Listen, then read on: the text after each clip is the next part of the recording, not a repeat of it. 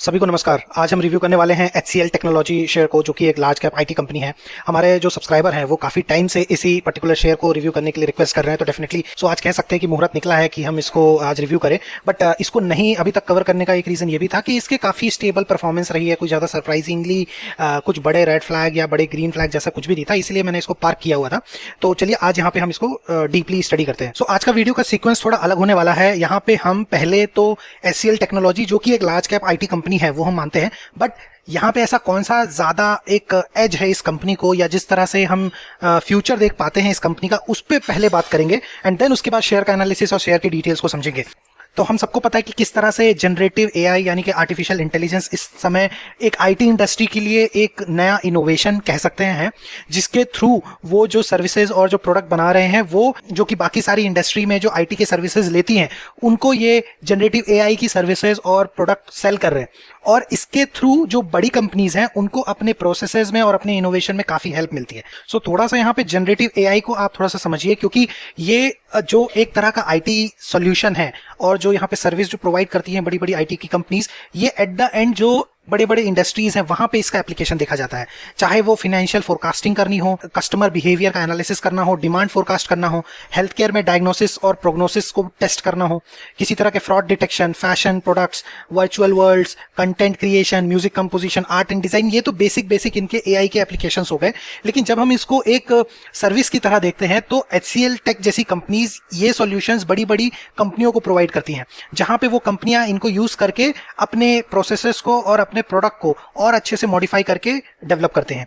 तो यहां पे एक जो इंपॉर्टेंट अट्रैक्शन है वो ये है कि हमें समझना होगा कि जनरेटिव एआई का जो यहां पे इनका जो वेंचर है, ये किस तरह से परफॉर्म करेगा। ठीक है, what is growth strategy and how they are different from other peers. हमें पता है कि जनरेटिव एआई बाकी सारी आईटी कंपनीज में भी कई ऐसी कंपनीज है जो काफी हद तक की लीड कर रही हैं। ठीक है, उनके सर्विसेज किस तरह से ग्रो कर रहे हैं वो यहां पे हमें समझना पड़ेगा, क्योंकि आगे जो आईटी का फ्यूचर देखा जाता है वो कन्वेंशनल आईटी सर्विसेज से थोड़ा एडवांस हो चुका है। यहाँ पे आपको अलग अलग innovation, technology, IT related patents और फिर मशीन, जिसमें कि आर्टिफिशियल इंटेलिजेंस, मशीन लर्निंग और अलग अलग लार्ज लैंग्वेज मॉडल्स, इस तरह की चीजों में धीरे धीरे डेवलपमेंट हो रही है। जितनी भी आईटी कंपनीज हैं वो हर कोई कम या ज्यादा इस तरह से इनोवेशंस कर रहे हैं। यहां पे हम समझने की कोशिश करेंगे कि HCL टेक ने पर्टिकुलरली इस सेगमेंट में उनका क्या पर्सपेक्टिव है। यहां पे देखा जाए तो इनके जो जनरेटिव एआई का जो बिजनेस है, ठीक है, ये दो तरीके से मेजरली ड्राइव हो रहा है। यानी कि जो भी सर्विसेज बनाते हैं ये या तो एफिशिएंसी को ड्राइव करते हैं, ठीक है, मतलब एक ऐसा यहाँ पे आर्टिफिशियल इंटेलिजेंस यहाँ पे ये डेवलप करेंगे जिससे किसी भी कंपनी जो कि इनके सर्विसेज लेती है उनके इफिशियंसी में ग्रोथ हो। यानी कि उनका काम जो पहले 10 घंटे में होता था वो 4 घंटे में होने लगे। जहां पे पहले 10 लोगों का यूज करके वो काम होता था, अब वो सिर्फ 2 लोगों के यूज करके काम किया जा सके। इस तरह का एफिशिएंसी गेन इस जनरेटिव एआई के थ्रू हो सकता है। दूसरा, यहाँ पे इनोवेशन लेड यहाँ पे इनकी ग्रोथ है। कहने का मतलब है यहाँ पे कन्वेंशनल तरीकों को छोड़ के, भूल के नए तरीकों से उसी काम को करने की कोशिश करना। तो यहाँ पे ये दो तरीकों से ये जनरेटिव एआई यहाँ पे सपोर्ट करता है। और ये जो इनोवेशन जो हो रहा है, इनोवेशन लेड तरीके से जो यहाँ पे जनरेटिव एआई एप्लीकेबल है, वो मोस्टली डेटा और डेटा एनालिसिस को यूज करके यहाँ पे इनोवेशन को लीड किया जा रहा है। तो HCL टेक जो है, उनका जो AI फोर्स करके जो उनका एक बिजनेस सेगमेंट है, आर्टिफिशियल इंटेलिजेंस की जो उनकी टीम है, वो एक कॉम्प्रिहेंसिव प्रोग्राम यहाँ पे प्लेटफॉर्म प्रोवाइड करती है। ठीक है, जिसमें कि आपको दोनों तरीके के अपॉर्चुनिटी मिलेंगे। यानी कि अगर आपको एफिशिएंसी को बढ़ाना है तो भी आपको एआई वहां पे हेल्प करता है। तो ये जो यहाँ पे जो एआई फोर्स का जो इनका प्लेटफॉर्म है, वो पहले तो आपके कंपनी के लिए एफिशिएंसी को बढ़ा सकता है। अब या तो वो आईटी से रिलेटेड कोई प्रोसेसेस हो, ठीक है, उनको वो बढ़ा करके उनकी एफिशिएंसी में ग्रोथ लाए,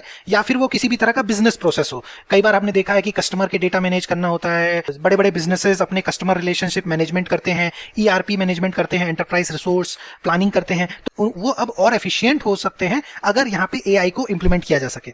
यहाँ पे मैनेजमेंट ये भी कहते हैं कि ये जो प्लेटफॉर्म इन्होंने बनाया है ये काफी कॉम्प्रिहेंसिव है। यानी कि ये काफी हद तक के कई अलग अलग चीजों को कवर कर लेता है। और इन्होंने जो Azure का ओपन एआई इन्होंने डेवलप किया है, it can be expanded to several other LLMs यानी कि लार्ज लैंग्वेज मॉडल्स। अलग अलग तरीके के टेक्स्ट होते हैं, इमेजेस होते हैं, उनको ये रिकॉग्नाइज कर सकता है, जनरेट कर सकता है, और भी इसी तरह के कई अलग अलग तरीके के काम ये कॉम्प्रिहेंसिवली कर सकता है। यहाँ पे वो कहते हैं कि they don't believe the industry has a similar platform, we definitely have an edge in this. Second, जो जनरेटिव एआई पे इनका जो अप्रोच है वो इनोवेशन बेस्ड है, जिनको ये कहते हैं AI फाउंड्री, राइट। यहाँ पे ये जितने भी बड़े बड़े कह सकते हैं बिजनेसेस हैं या इंडस्ट्री हैं, उनके जो ऑर्गेनाइजेशनल डेटा होता है, इंटरनल डेटा, वो सेल्स का हो सकता है, ह्यूमन रिसोर्स का हो सकता है, या किसी भी तरह का फाइनेंस का डेटा हो सकता है, वहां पे वो जनरेटिव AI के प्रोग्राम्स और इनोवेशन को अप्लाई करेंगे, जिसके थ्रू जो भी कंपनी है या जो भी वो एंटरप्राइज है उसको AI की मदद से अपने डिसीजंस लेने में और अपने एनालिसिस करने में काफी हेल्प होती है। सो समरी ये है कि जो भी एफिशिएंसी को ड्राइव करना है या मतलब चीजों को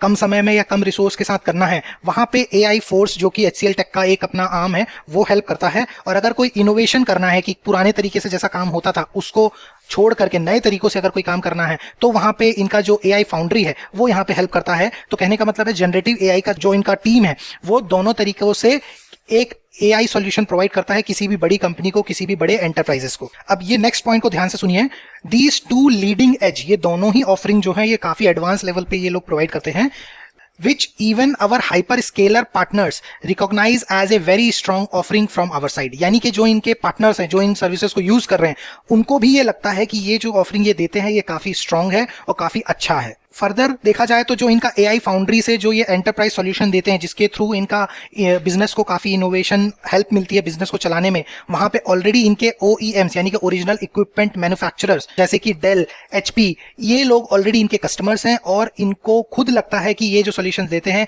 ये इनके लिए काफी वैल्यू रखता है। सो आई होप आपको ये पहला पॉइंट अच्छे से समझ में आया होगा कि इनकी जो एक ऑफरिंग है यानी कि आर्टिफिशियल इंटेलिजेंस और जनरेटिव AI से रिलेटेड, इसमें इनका AI फोर्स जो कि कई तरह से ये इफिशियंसी को ड्राइव करता है, AI फाउंड्री जो कि इनोवेशंस को ड्राइव करता है, और साथ ही साथ इनका AI और जनरेटिव AI इंजीनियरिंग का भी एक सेगमेंट है जहां पे ये सेमीकंडक्टर की इंजीनियरिंग में AI सॉल्यूशंस प्रोवाइड करते हैं, और AI and cloud native labs, इससे रिलेटेड वो क्लाउड अपॉर्चुनिटीज और क्लाउड सपोर्ट प्रोवाइड करते हैं किसी भी बड़े एंटरप्राइजेस को। सो ये इनका one of the major service providing segment है। अगर हम यहाँ पे IT इंडस्ट्री को भी कंपेयर करके देखें तो इनका जो ये AI और जनरेटिव AI से रिलेटेड जो इनकी सर्विसेज हैं वो काफी अच्छे देखे जा रहे हैं, और ये चीज काफी अच्छे से आगे जाकर के फ्यूचर में अडॉप्ट भी होगी। अब अगर यहाँ पे जो कि हमने देखा कि इनके जो हाइपर स्केल पार्टनर ने अच्छे कमेंट्स किए हैं, तो आप देखेंगे कि जितनी भी बड़ी बड़ी IT और वेरियस डिफरेंट जितने भी बड़े बड़े एंटरप्राइजेस हैं ये ऑलरेडी इनके पार्टनर्स हैं। Amazon, Google, IBM, Microsoft, Dell, Red Hat, SAP,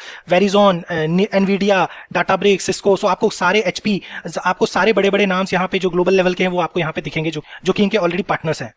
सो ये तो हो गया इनका पहला सेगमेंट जो कि जनरेटिव AI से रिलेटेड है, बट ये अदर सर्विसेज भी प्रोवाइड करते हैं जिसमें कि क्लाउड बेस्ड सर्विसेज भी हैं इनके। सो इनके जो क्लाउड बेस्ड सर्विसेज हैं, अगर आप थोड़ा बहुत IT को समझते हो तो आपको ये पता होगा कि किस तरह से क्लाउड का यूज होता है, specially on data management systems और IT के सर्विसेज को डिलीवरी के सिस्टम्स के लिए। तो क्लाउड की स्ट्रैटेजी और कंसल्टिंग ये प्रोवाइड करते हैं।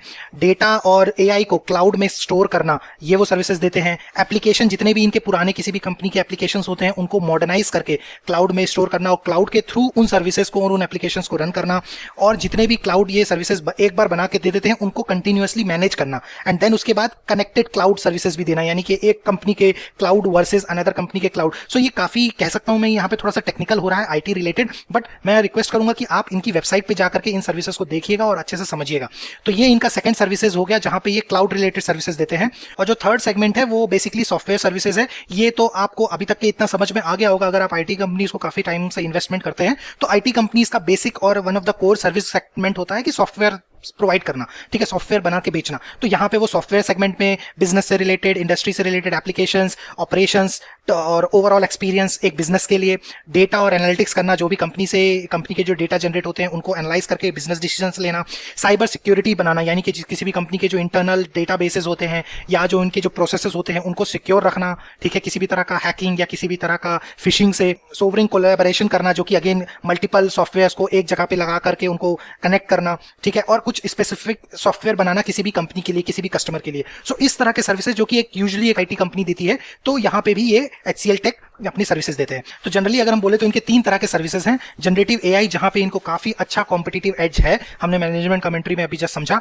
क्लाउड सर्विसेज देने वाली बहुत सारी IT कंपनीज ऑलरेडी हैं, बट अगेन यहाँ पे भी इनके काफी अच्छे कस्टमर्स है क्लाउड से रिलेटेड, और सॉफ्टवेयर भी अगेन बेसिक सॉफ्टवेयर और software management systems HCL tech provide करता है। सो ये जो आप देख सकते हैं कि ये 3 मेजर तरीके के इनके सर्विसेज हैं जो ये बेचते हैं, और इसी के वजह से इनको रेवेन्यू आता है और इसी पे इनका पूरा बिजनेस चलता है। अब ये जो सर्विसेज हैं फिर ये अलग अलग तरीके से डेवलप हो जाती हैं, अलग अलग कैटेगरी में बट जाती हैं। एप्लीकेशन मैनेजमेंट, ऑटोमेशन करना, बिजनेस प्रोसेसेस और उनके ऑपरेशंस को ड्राइव करना, software as a services, SaaS, cyber security, data and AI, ये digital engineering, digital workspace, supply chain, operational technology, marketing services, internet of things, intelligent operation. तो ये सारे वो अलग अलग तरह के सब सेगमेंट्स हो गए। ये मेजरली इनके 3 सेगमेंट से ही ये पूरा का पूरा बिजनेस रन होता है। सो अब आपने ये तो समझ लिया कि HCL टेक्नोलॉजी एक्चुअल में करती क्या है। अगर आप इसमें ऑलरेडी इन्वेस्टेड हैं और आज तक के आपको ये कंटेंट नहीं पता था कि एक्चुअल में कंपनी करती क्या है, तो I am sorry to say that आपको थोड़ा सा और रिसर्च करने की जरूरत है, आपको और ज्यादा स्टडी करने की जरूरत है। बट अगर आपको लगता है कि आप इस इन्फॉर्मेशन में और भी थोड़ा वैल्यू ऐड कर सकते हो, स्पेशली अगर कोई मेरे सब्सक्राइबर है जो IT बैकग्राउंड से हैं, जो ये ज्यादा अच्छे से समझा सकते हैं, वो कमेंट में डेफिनेटली मेंशन कीजिए। सो अब हमने समझ लिया कि यहाँ पे ये सर्विसेज जो देते हैं, इनके जो मेजर टाइप ऑफ सर्विसेज हैं, उनमें से रेवेन्यू कहाँ से आता है। तो जो इनके सॉफ्टवेयर सर्विसेज है वहां से 72% रेवेन्यू आता है, इंफ्रास्ट्रक्चर सर्विसेज से 17% और बिजनेस प्रोसेस आउटसोर्सिंग से 11%। और यहाँ पे देखा जाए तो इनके जो फर्दर सर्विसेज है, एप्लीकेशन बेस्ड सर्विसेज से 57% ये एप्लीकेशन सर्विसेज देते हैं। और ER&D हमने बात करी थी इसके बारे में एक पिछले IT की कंपनी को जब हमने रिव्यू किया था कि इंजीनियरिंग से रिलेटेड रिसर्च एंड डेवलपमेंट की भी सर्विसेज ये प्रोवाइड करते हैं, वहां से भी इनको ऑलमोस्ट 43% का रेवेन्यू आता है। जियोग्राफिकली अगर देखा जाए तो सबसे मेजरली ये USA से इनका रेवेन्यू आता है 66%, यानी कि ये काफी हद तक के ग्लोबली US डिपेंडेंट कंपनी है। सो US में जब भी किसी भी तरह के रिफॉर्म्स होते हैं, किसी भी तरह के IT से रिलेटेड न्यूज आती है, तो ये शेयर काफी ज्यादा उस तरह से रिएक्ट करेगा। यूरोप से 27% के 28% के करीब से इनका रेवेन्यू आता है एंड रेस्ट ऑफ वर्ल्ड से सिर्फ 6% है।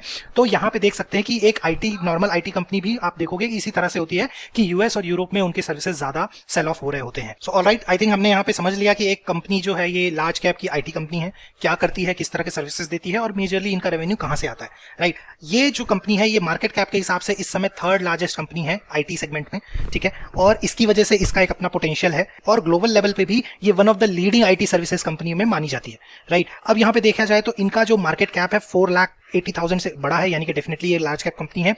करंट प्राइस इसका 1777 रुपीज चल रहा है।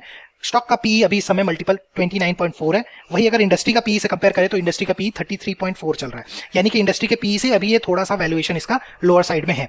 Return on capital employed 29%, return on equity 23%, these are the good numbers. Reserve काफी स्ट्रॉन्ग रिजर्व है, 67,000 करोड़ का रिजर्व है। इतना तो एक लार्ज कैप कंपनी का टोटल मार्केट कैप ही होता है, इतना तो इनके पास रिजर्व है। डेट इतना ज्यादा नहीं है, अगर देखा जाए तो रिजर्व के कंपेयर में ये बहुत कम इनका डेट है, तो ये कभी भी इसको पे ऑफ कर सकते हैं।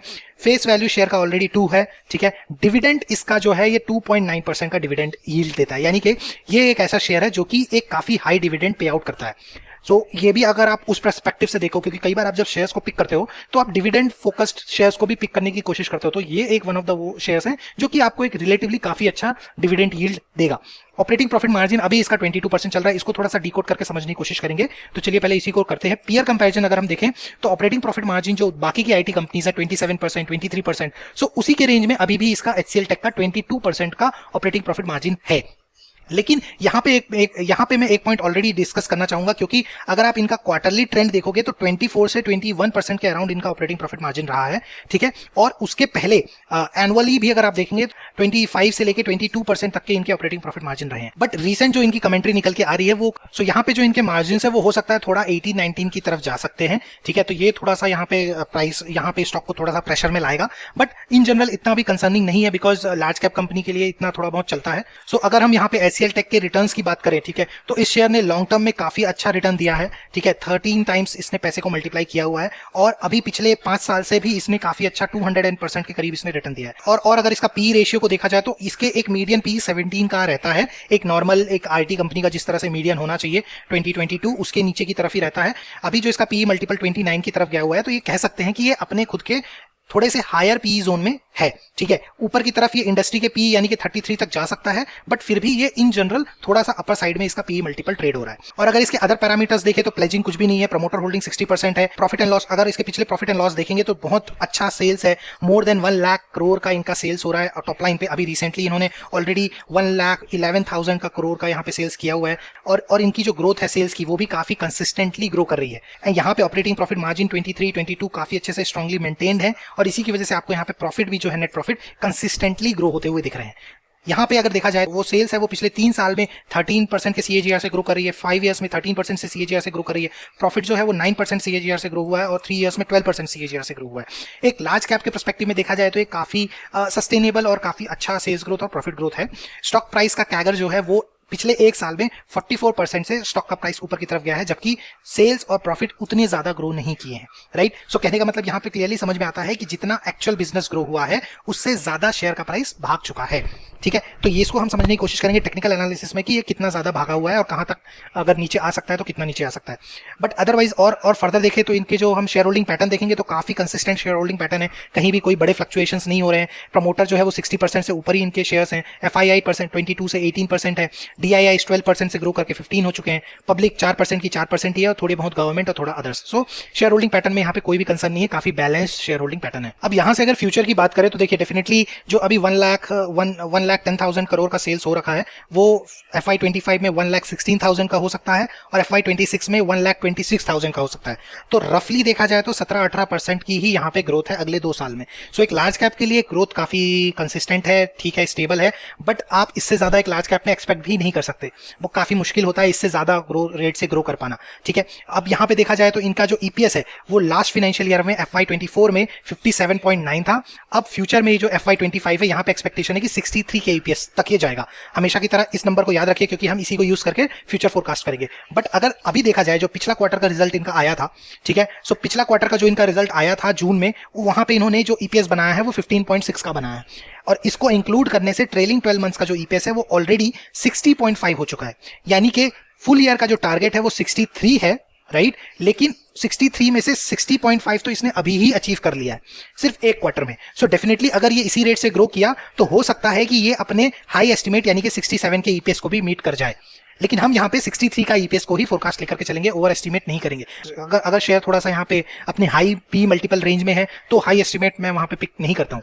सो चलिए अब हम यहाँ पे हमारे मेथड से इस शेयर के प्राइस के जो फ्यूचर टारगेट्स बन सकते हैं उनको समझने की कोशिश करते हैं। लेकिन उसके पहले अगर आप चैनल पे नए हैं तो डिसिप्लिन इन्वेस्टर चैनल को आप सब्सक्राइब कीजिए, जो बेल आइकन है उसको ऑल हिट कीजिए ताकि आपको इस तरह से बेल का नोटिफिकेशन मिले जब भी हमारा वीडियो रिलीज होता है। तो कंटिन्यू करते हैं। अक्टूबर 2024 में अभी शेयर का जो प्राइस चल रहा है वो है 1777। करंट PE मल्टीपल इसका 29.4 चल रहा है। करंट EPS इसका 60.5 ऑलरेडी हो रखा है। यहाँ पे मैंने ट्रेलिंग 12 मंथ्स का EPS को पिक किया है क्योंकि ये ऑलरेडी इसने अचीव कर चुका है। इसके बेसिस पे अगर आप इसका फेयर वैल्यू निकालने की कोशिश करेंगे तो इंडस्ट्री का PE यानी कि लार्ज IT कैप का जो PE मल्टीपल होता है वो इस समय अभी 33 के अराउंड चल रहा है। उसके बेसिस पे अगर हम इसका फेयर वैल्यू निकालें तो ये ऑलमोस्ट 2000 रुपीज का इसका फेयर वैल्यू निकल के आता है। तो कहने का मतलब ये है कि अभी ये आपको रिलेटिवली एक लोअर प्राइस रेंज में आपको मिल रहा है, तो यहाँ पे एक बाइंग अपॉर्चुनिटी डेफिनेटली बनती है, एक अच्छा एंट्री पॉइंट है, नो डाउट अबाउट इट। लेकिन टेक्निकली भी हमें इसको रिकन्फर्म करेंगे कि एक अच्छा एंट्री पॉइंट क्या हो सकता है। बट फ्यूचर देखा जाए तो ये जो EPS है ये 63 तक जाएगा, ये हमने जस्ट डिस्कस किया। और जो एस्पिरेशनल PE है यहाँ पे मैंने इंडस्ट्री के PE मल्टीपल को एस्पिरेशनल PE लेके चल रहा हूँ, यानी कि 33। अगर EPS 63 अचीव होता है और PE मल्टीपल 33 ग्रो होता है तो शेयर का जो करंट प्राइस है वो एक साल में यानी कि FY25 में जब रिजल्ट आएगा तब शेयर जो अपसाइड है वो 17% तक जा सकता है, राइट। और अगर फ्यूचर 3 इयर्स की बात करें तो ये जो EPS है ये ग्रो करेगा 79 तक के, और इसकी जो ग्रोथ है ये 12% की EPS की ग्रोथ से ये ग्रो करेगा। और ये जो ग्रोथ हो रही है ये पर्टिकुलरली ये जो 12% है इसका जो रेफरेंस पॉइंट है वो है जो पिछले 3 साल के जो इसके प्रॉफिट ग्रोथ रहे हैं 12% के, ये वहीं से रिलेटिवली पिक हो रहा है। और अगर आप सिंपली वॉल स्ट्रीट की भी वेबसाइट पे जाके देखेंगे तो वहां पे भी आपको सिमिलर EPS ग्रोथ यहाँ पे आपको देखने को मिलेगी। विथ दिस अगर उस समय भी मार्केट इसको 33 का PE मल्टीपल देता है तो करंट प्राइस से जो शेयर का जो प्राइस का अपसाइड आ सकता है वो 47% आ सकता है, ठीक है। इन 3 इयर्स आपको यहाँ पे 47-50% का रफली कह सकते हैं कि अपसाइड यहाँ से आपको दिखता है। अब आप मेरे को यहाँ पे कमेंट करके बताइए कि इसके बेसिस पे क्या इसका प्राइस टारगेट FY25 में कितना आ सकता है और FY27 में कितना आ सकता है। अब ये जो कि देखने में लगता है कि ये काफी कम है क्योंकि हमने जितने भी शेयर्स को रिव्यू किया है वो काफी हाई एंड और इससे भी ज्यादा रिटर्न्स देते हुए देखे गए हैं, राइट। बट यहाँ पे एक लार्ज कैप का पर्सपेक्टिव अगर आप देखोगे तो ये अगर 2 साल में अपने आप को 50% कर रहा है यानी कि ये 5 साल में अपने आप को ऑलमोस्ट डबल कर लेगा, राइट। मैंने इसका यहाँ पे फ्यूचर 5 इयर्स का टारगेट नहीं डिजाइन किया है क्योंकि वो थोड़ा सा ज्यादा लॉन्ग टर्म हो जाएगा, बट हम उसको बाद में कभी जब हम 6 महीने के बाद 1 साल बाद जब दोबारा रिव्यू करेंगे तब उसको यहाँ पे कवर करने की कोशिश करेंगे। तो एक लार्ज कैप से मेरा एक्सपेक्टेशन इतना रहता है कि वो 5 साल में अपने आप को डबल करे, राइट। सो यहाँ पे HCL टेक काफी हद तक के स्टेबिलिटी के साथ इतना कर सकता है, इसमें पोटेंशियल है। और अगर यहाँ पे थोड़ा सा डाउनसाइड आता है, अगर प्राइस यहाँ से करंट लेवल से 1500 तक अगर आ जाता है तो आपको एक काफी अच्छा लॉन्ग गेन मिलेगा, क्योंकि तब आपके रिटर्न 74% के तक के हो सकते हैं एक लार्ज कैप में। अब देखिए यहाँ पे ये मत देखिए कि आपको ये शेयर कितना कम रिटर्न दे रहा है एज कंपेयर टू हमने जितने दूसरे शेयर्स को रिव्यू किया है, राइट। यहाँ पे आपको ये देखना पड़ेगा कि आपके पोर्टफोलियो में आपको ज्यादा से ज्यादा लार्ज कैप तो आपको रखने ही पड़ते हैं पोर्टफोलियो को बैलेंस रखने के लिए। तो उसमें से अगर आप एक लार्ज कैप को पिक करते हो और अगर वो लार्ज कैप एक काफी कॉन्फिडेंस के साथ एक अच्छा रिटर्न दे रहा है तो वो डेफिनेटली आपके पोर्टफोलियो का पार्ट बन सकता है। आपको रखना ही पड़ेगा लार्ज कैप अपने पोर्टफोलियो में, राइट। उसी से ही आपका पोर्टफोलियो बैलेंस रहता है। ये आपको जो टारगेट्स यहाँ पे समझाने की मैं कोशिश कर रहा हूं ताकि आप इसको कंपेयर कीजिए दूसरे लार्ज कैप आईटीज के टारगेट्स के साथ, राइट। और फिर उसके बाद आप लार्ज कैप अदर इंडस्ट्रीज के साथ इसको कंपेयर कीजिए एंड देन आप फिगर आउट कीजिए कि आपके पोर्टफोलियो में एचसीएल टेक कितना होना चाहिए। इस पोर्शन को मैं इसलिए यहाँ पे एक्सप्लेन करता हूं कि ताकि आपको यहाँ पे इस शेयर का जो है वो अवेयरनेस हो सके कि किस तरह का पोटेंशियल है इसमें, किस तरह की ग्रोथ आ सकती है, और आप एजुकेट हो सको कि आपको आपके पोर्टफोलियो को किस तरह से बैलेंस रखना चाहिए। ये पूरी एनालिसिस जो है ये आपको सेल्फ रिसर्च करना चाहिए। इन्वेस्टमेंट करने से पहले अपने फाइनेंशियल एडवाइजर से पूछिए। यहाँ पे कोई भी रिकमेंडेशन नहीं है बाय या सेल की, राइट। ये बस आपको अवेयरनेस दिलाने के लिए और आपको एजुकेट करने के लिए। अब यहाँ से हम इसको टेक्निकल को समझने की भी कोशिश करते हैं। सो टेक्निकल को समझने के लिए थोड़ा सा हिस्टोरिकली जब हम एचसीएल टेक का 5 इयर्स का चार्ट देखते हैं, राइट, सो आपको रियलाइज होगा कि ये यहाँ पे 2024 के अराउंड 20% का फॉल हुआ था, राइट। और यहाँ पे 2021 में जब फॉल आया था तो यहाँ पे ऑलमोस्ट 34% का फॉल हुआ था, राइट। सो ये जो पिछले हिस्टोरिकली यहाँ पे फॉल हुए हैं इसके नीचे यहाँ पे एक बेस लाइन यहाँ पे डेवलप हो रही है। सो आप अभी यहाँ पे मंथली चार्ट दिख रहे हो एचसीएल टेक का, और आपको यहाँ पे एक अप ट्रेंड में एक सपोर्टिंग लाइन दिख रही है जहां पे इस शेयर ने एक बार, दो बार और 3 बार सपोर्ट लिया है, राइट। जब यहाँ पे 21 में फॉल आया था तो मोर देन 30% का फॉल आया था, और जब ये यहाँ पे 2024 में जब इसका फॉल आया था तो मोर देन 20% का फॉल आया था। अब रिलेटिवली जो कि यहाँ पे अभी इसका करंट प्राइस चल रहा है, राइट, ये थोड़ा ये अभी उतना ओवर वैल्यूड तो नहीं है, ठीक है, 29-30 का भी मल्टीपल चल रहा है, राइट। बट अभी जो कि एक्सटर्नली मार्केट में भी प्रेशर है तो हो सकता है कि ये यहाँ से थोड़ा सा फॉल दिखाए, और अगर ये फॉल दिखाता है तो या तो ये हाफ वे में आएगा या तो ये अपने सपोर्ट लाइन पे आएगा। ये भी हो सकता है कि ये या ऑल ऑफ ए सडन आ जाए या तो फिर ये थोड़ा सा कंसोलिडेट करके फिर यहाँ पे आए, राइट। सो बट ये अपनी सपोर्ट लाइन पे आने की इसकी पॉसिबिलिटी बनती है अगर एक्सटर्नल मार्केट में भी प्रेशर बना रहता है तो। और जब ये होगा तब आपको ये अपॉर्चुनिटी दे सकता है लेट्स से 1600 प्राइस पॉइंट का या 1500 प्राइस पॉइंट का। और आरएसआई भी अगर आप देखेंगे तो अभी फिलहाल 68 का आरएसआई चल रहा है, right, which is not very bullish. इस वजह से भी है कि हो सकता है कंसोलिडेशन ही देखने को मिले। तो हो सकता है कि ये 1600 या 1500 के प्राइस पॉइंट पे आए, और इसीलिए मैंने यहाँ पे भी कंपेयर करने की कोशिश किया है कि जस्ट इन केस अगर ये 1500 पे आता है नियर अराउंड तो ये आपको ज्यादा रिटर्न दे सकता है एज कंपेयर टू अभी के प्राइस से, राइट। सो आपको उस तरह की अपॉर्चुनिटी को भी यहाँ पे पकड़ने की कोशिश करनी चाहिए अगर ये आता है तो, क्योंकि लॉन्ग टर्म में ये शेयर ऊपर की तरफ ही जाएगा, क्योंकि बिजनेस जो है हमने अभी समझा वो काफी स्ट्रॉन्ग तरीके से, इसका जो फंडामेंटल बिजनेस काफी अच्छा है। सो समरी अगर मैं बोलूं तो फंडामेंटली कंपनी काफी स्ट्रॉन्ग है, काफी अच्छा इनोवेटिव बिजनेस इनका मॉडल है, राइट। और ये जो इनके जो जिस तरह से रेवेन्यू ब्रेकअप है वो भी काफी अच्छे स्ट्रॉन्ग कंट्रीज यानी कि यूएस, यूरोप से आता है। ओवर वैल्यूएशन अभी शेयर में नहीं है, काफी आपको रिलेटिवली अच्छे वैल्यू पे मिल रहा है, एंड फ्यूचर भी इसका जो हमने समझा वो काफी एक अच्छे लार्ज कैप के पर्सपेक्टिव में एक अच्छा रिटर्न देगा। अगर हम यहाँ पे इसके एलोकेशन की बात करें तो एक लार्ज आईटी कैप की कंपनी अगर आपके पास सिर्फ अकेली एचसीएल टेक है, ठीक है, तो 5% is a decent allocation, right. लेकिन अगर आपको थोड़ा और इसमें एस्टिमेट और अगर आप इसमें मोर कॉन्फिडेंट है और थोड़ा सा हायर साइड पे लेना चाहते हैं तो मैक्सिमम 8% का इन्वेस्टमेंट इसमें होना चाहिए, इससे ज्यादा नहीं, राइट। क्योंकि हमें और भी दूसरे लार्ज कैप को पकड़ने होते हैं और वहां से भी हमको सिमिलर रिटर्न ही मिलेंगे, बट आपका जो रिस्क है वो थोड़ा सा मैनेज हो जाता है, थोड़ा सा मिटिगेट हो जाता है। अब यहाँ पे देखा जाए तो अगर आपके पास और भी दूसरे आईटी की लार्ज कैप की कंपनीज हैं तो आपको कंपेयर करना चाहिए कि कौन सी लार्ज कैप की आईटी की कंपनीज आपको किस तरह का रिटर्न दे सकती है। और आईटी की कंपनी को हमने पहले भी रिसर्च किया था और स्टडी किया था, वो थी एलटीटीएस टेक्नोलॉजी सर्विसेज, राइट।